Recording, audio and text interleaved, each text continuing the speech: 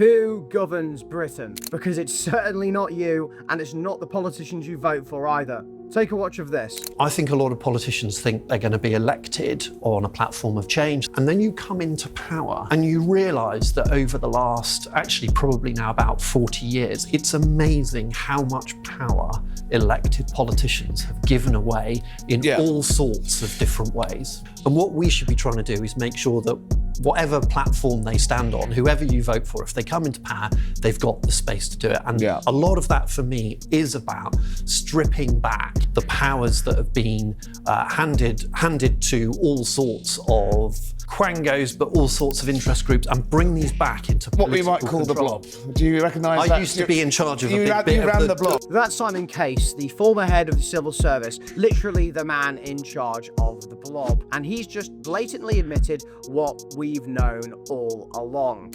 Politicians aren't really in charge. Why? Because for decades, power has been siphoned away through a spiraling web of quangos, bureaucrats, and unaccountable organisations by politicians themselves, which you've never heard of or voted for, and yet pay for via your taxes. That's why even when governments with thumping majorities get into power, they can't seem to actually change anything.